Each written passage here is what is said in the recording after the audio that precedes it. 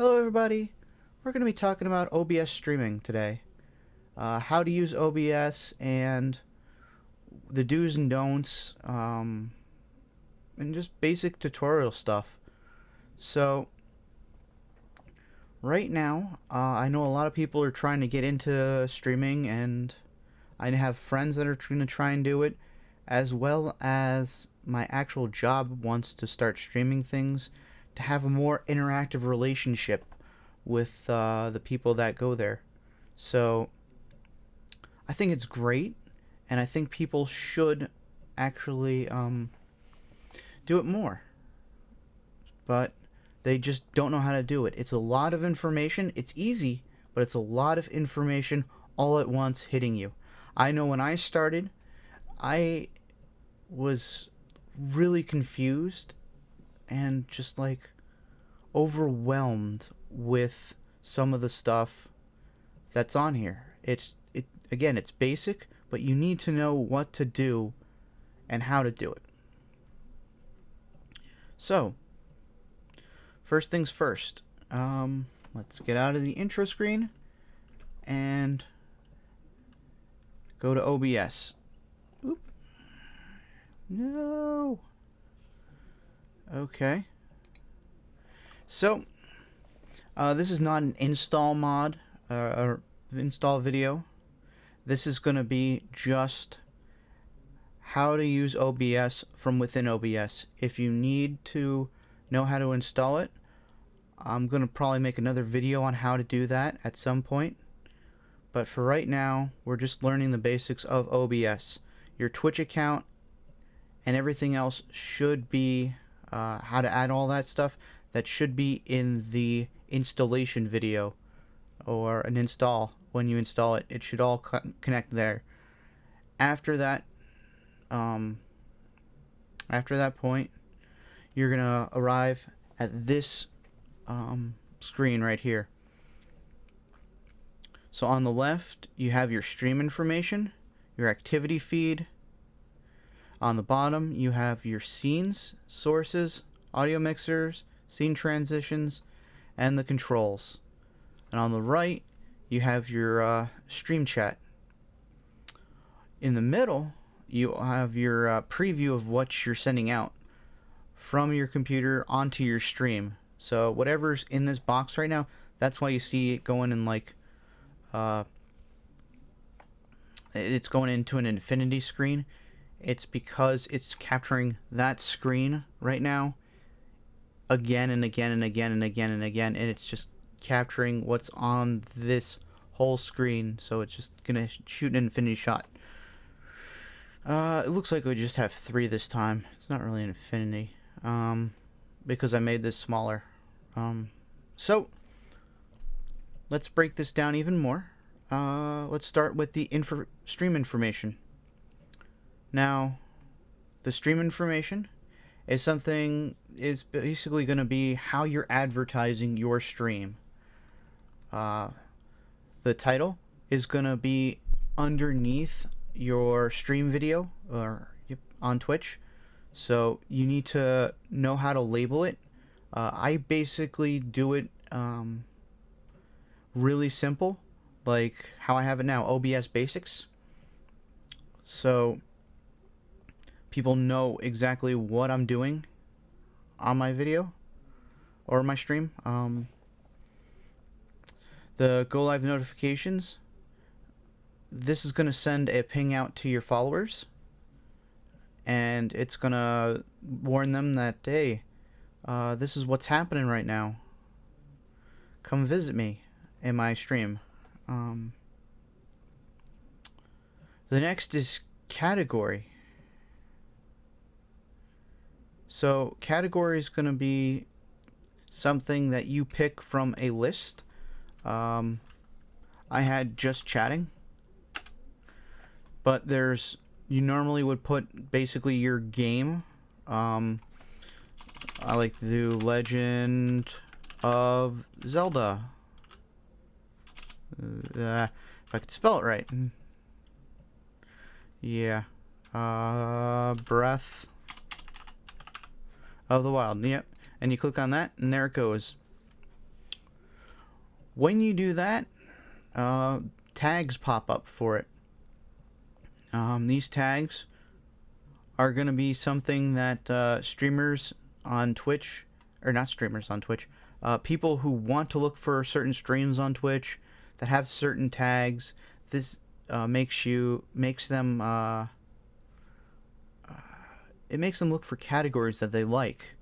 This can also help you with marketing yourself if you have the right tags on there and the appropriate ones. Don't try and put tags on there that aren't related or that you just know you're going to get views for, because they'll turn people away from your stream as soon as they see, hey, it's not the content I'm looking for. I'm just going to turn it off almost immediately. Speaking of tags, they have a few here already that pop up with the category, but you can also add more. So let's say I want to add first playthrough. Yeah, because sometimes the game you're playing is the first playthrough of the game. It also has let's see, sculpture, G-Star, contemporary dance, travel, K-pop, no limit. Oh man, they got a whole bunch of stuff here. And it just, you gotta go look through this, and you gotta just go on Twitch. I believe they have a tag chart or something. If not, you go through the streams, you go through a bunch of streams, you see what's there, you see how people are marketing themselves and which ones they use, and try and use kind of similar ones, but also keep looking for different tags, because again, that's how you market yourself to people who are looking to watch a stream. Next is going to be the activity feed. This is going to show you your followers, people who followed your channel and stuff. Also, if you get any donations, they go through here. Any type of notification basically comes through here. Yeah, and that's real simple right there. So this is your Twitch stuff right here. Your chat is going to be your basic chat. You can type in whatever. You can also do commands by hitting backslash and then typing. They have all the different kinds of actions that you can do, like banning people, clearing the chat. Clearing the chat's good if someone says something that you don't like and your moderator doesn't pick it up, or the auto moderator doesn't pick it up, or something else, your limitations that you place on chat, and someone says something that's not acceptable, you can always just clear chat right away by hitting / clear and then enter. Oh, come on. Don't make me a liar. There we go. It says cleared the chat for this room. Alright. Next, let's talk about scenes and sources. Now these two go hand in hand. So scenes are different ways to set up your sources. Now sources are your camera, your intro, your web applications that you use or whatever, your displays, basically anything you can input. Oh, it also includes mics as well, microphones. So that's gonna be something. And this will determine what's being displayed here. Now, let's let me okay, so you add different sources. You set up your scene first. That comes with the default one. And you add your sources by pressing the plus sign that says add. And you decide on, hey, I want to add my a video source, like a webcam or something. You type in create new. You type in, hey, webcam, whatever, Logitech, and you hit OK. Next is going to come up with, what is it? The device, what is it? You can choose whatever you want out of the sources that your camera has, or your computer has. You can choose whatever camera that it's hooked up to that works. There's basically no limitation on this, which I actually find really easy to work with. But the thing is, if your computer's already using a source, then it's not going to show up here because it's already being used somewhere else. OBS cannot split a video source from where it's being used from and what it is now. See, it's already doing it because I have this camera already in OBS right now. Normally there would be a display right here, and that's okay. And that's not happening right now. I'm not going to actually accept this as an input. We're going to hit cancel. It still pops up here. To remove a source that you don't want, all you got to do is hit the minus button. Well, click on the source, then hit the minus button. It'll ask, are you sure you want to remove whatever that source was? Say yes. That's gone. Okay, so let me do... If you want to change what the source input is, go to the source. So let's say you want to change this one into something, into your webcam or something. You go there, you change the device, you can change it wherever. Now this is useful for when you like the position that your thing's in, but you don't want it to be there. But you don't want to change the properties of it right here, the visual properties on your output. So I like that I like my camera being here. So if I wanted to change which position my camera's in on a permanent basis, I would just change my OBS bot to OS bot, whatever that, and I change it to my whatever other source I have on here right now. So that leads me to another thing, moving your sources. Now, once you have your source made up and you did everything, you hit the add button, you clicked on your video capture, you did everything, and it'll appear on screen. It'll appear on a random place on the screen, usually dead center. Either that or on the top left. And once you have that working, you can move it wherever you want to. It's just like, it's drag and drop. You can expand it by pressing on the little tabs right here, the squares. It'll give you the option to shrink or raise, moving in and out. It'll always try and stay to the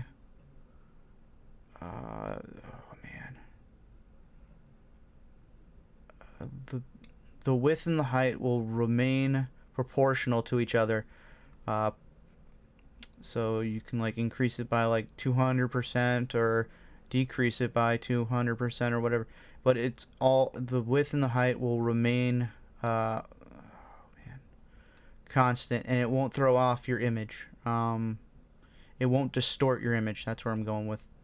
So it doesn't matter which way you pull it, which way you do it. So that'll always remain the same.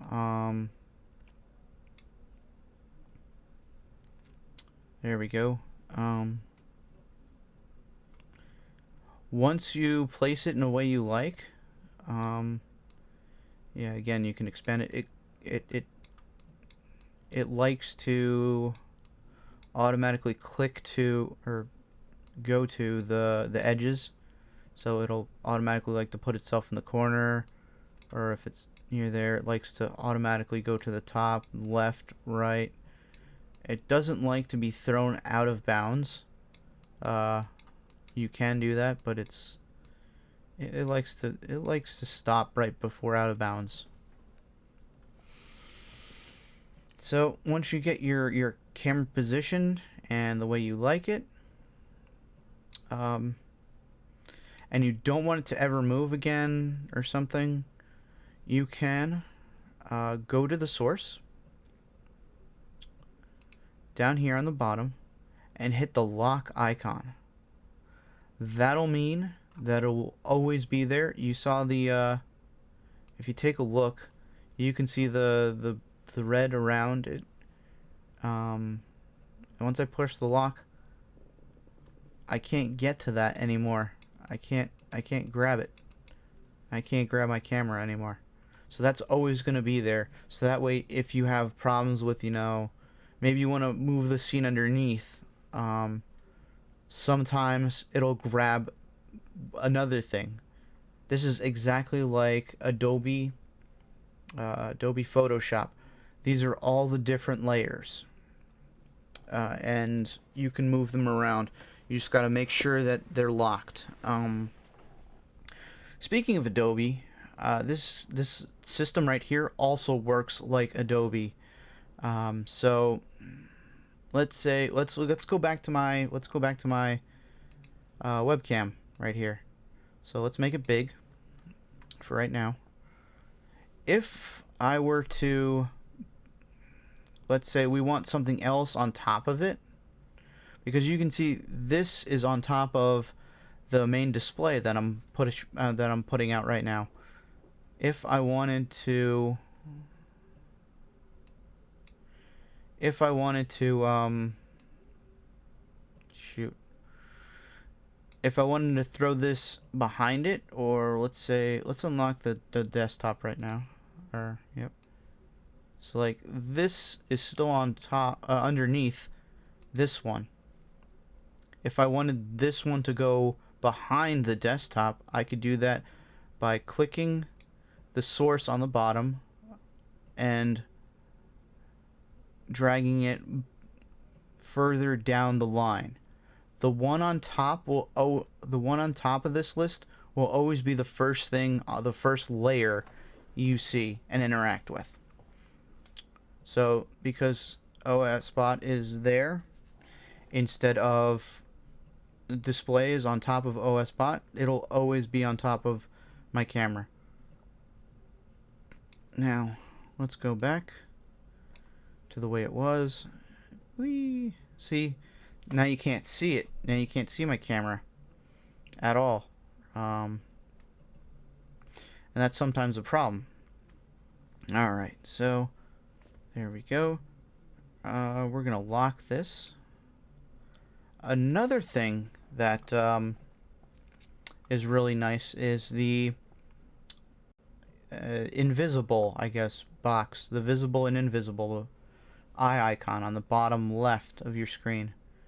If you see the eye is right here, if you click it, your source will become invisible and won't be seen. And then if you click it again, it reappears. Whee! Okay. So,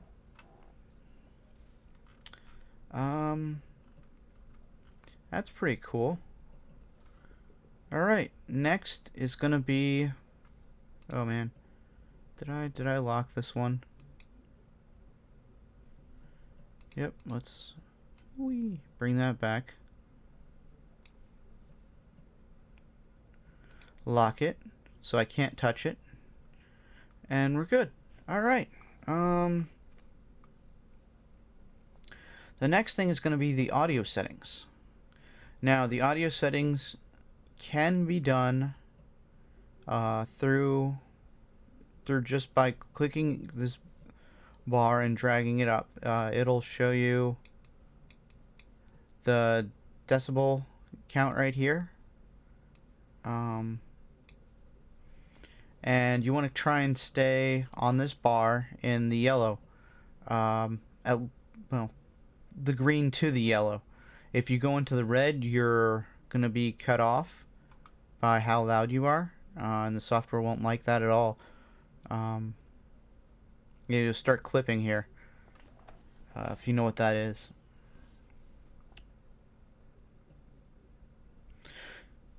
So we're going to go back to scene transitions. Oh man, we're going to go to scene transitions. Scene transitions, we're going to have to talk about scenes now. Now that's more it's not as complicated as you think. So basically, different scenes are equal to different ways that your sources are set up. You set up your scenes before you start, so you don't have to reorganize your entire layout if you want to switch scenes. Streamers do this. They have like an intro, an outro, and those are different scenes. Right now, let's see if webcam is set up.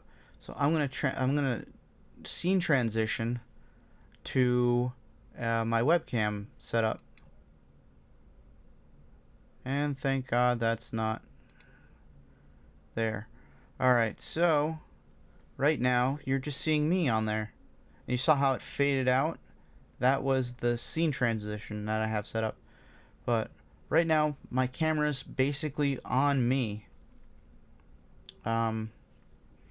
So I have this set up, so this is my main camera. So when I'm doing stuff like just talking to people, or if I want to use OBS as a virtual camera, I can have this as my default, and I can have scenes and other items, icons flashing on behind me, or stuff set up so it works like a regular camera, instead of having my screen be put out when using OBS. So we're going to go back to screen capture, my screen capture scene. I also have one set up for my capture card and when I'm working on my workbench with for different projects. So I can toggle between these, and as you saw, it fades in and out when I transition. That's what this scene transition is here for, on the right hand side. So recap, scenes are the way different sources are set up so you can change between them very easily, instead of repositioning all of your sources on one scene. You can have them in different positions on different scenes. If that makes it easier, that's great. I don't really know how to do any more other than that. Now we're going to go back to the easy stuff. So on the right hand side is your controls. Your start streaming button, you press this when you want to start streaming. This means you'll go live and whatever you have set up is going to be streaming in this middle box. This preview box. That's what you're going to be outputting. Next is your start virtual camera. This is where if you wanted to use a program like Zoom or WebEx and you wanted to have OBS stream from OBS into a Zoom call with the visuals, you can do that. There's also a way to get the audio there.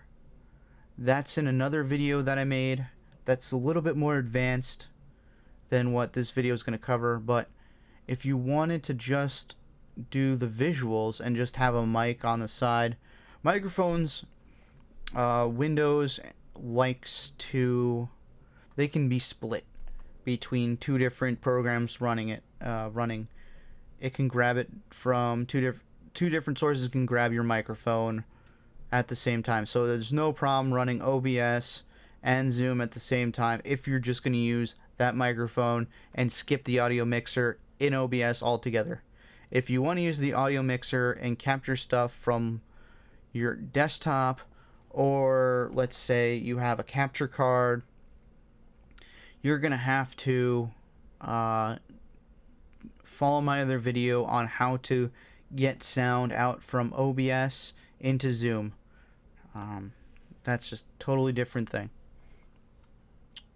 But if you wanted to just do this, you'd choose start virtual camera, you'd go into Zoom, and you'd select OBS virtual camera as your camera.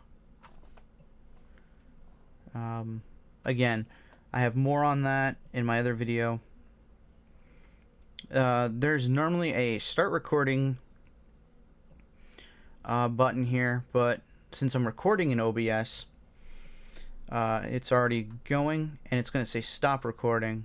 It says stop recording now. So when I'm done with this, I'm just going to hit stop recording. Studio mode, you don't need to worry about that. That's more advanced. Settings, again, more advanced, but the most common one, we're going to go into settings right now, and we're gonna learn how to redo your stream, because sometimes people disconnect their Twitch account for whatever reason. Maybe it's because you're over there's 60 days where it'll allow this to work flawlessly, and then you gotta redo your connection or something. If you're doing it from another what's it called? From the key code that grants it 30-day access or something, or even your Twitch account sometimes messes up, or you change the password or something, you're gonna have to come in here, and redo it all. So your system's gonna be disconnected. Whoa. Yep. Nope. We're still here. Because all my stuff was done. Yeah. If you're using Stream Key, you can put the Stream Key in. But you should connect your account with your account. So because I disconnected, we lost the stream update, and we also lost the chat on the right hand side. So I want to connect my account, and you're not going to see.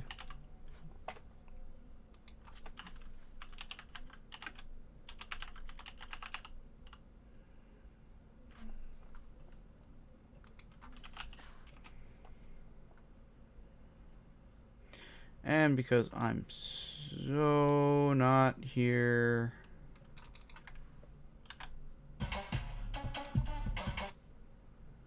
Yep, nope.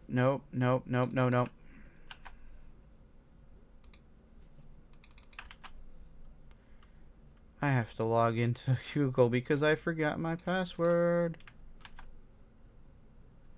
Woo!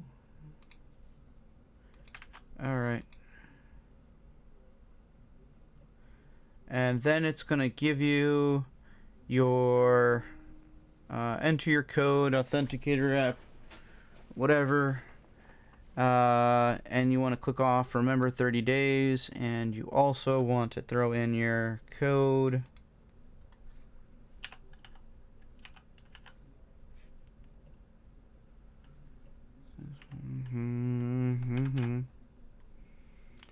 And submit it. And you're back. Alright. So, you hit OK. A couple things will boot back up. Alright, now with these chats that pop up, these boxes, the stream information, you can adjust them to whatever way you like. I like chat on the right side, stream information on the left, but you can do that. You can mix these different boxes around as you please, but I like to keep them like this. So anyways, I think I've gone off long enough, and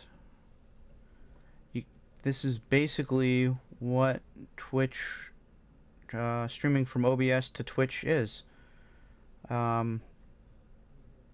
Went over scenes, we went over sources, we went over how to resize the sources. We know about the lock button, which keeps your thing keeps your images or whatever you have being displayed there. You know how to turn on and off the images on your stream. We know there are different ways to set up sources without manually changing them. They're called scenes.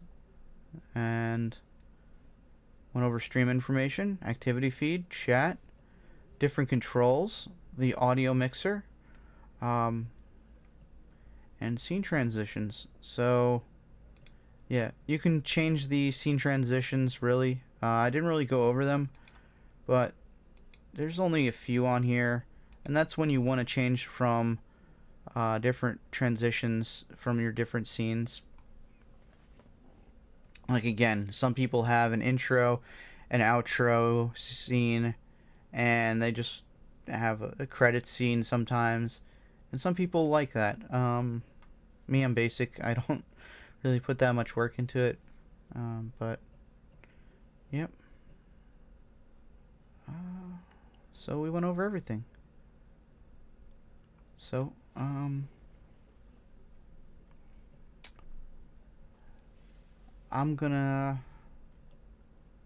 guess I'm gonna oh yeah, that was another scene. That was my intro scene. Okay, so I forgot about that. My intro scene is just a visual box of two different OBS, or two different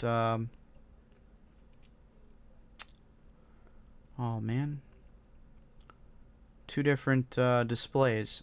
So there's a web app that I'm using for my little intro thing right here,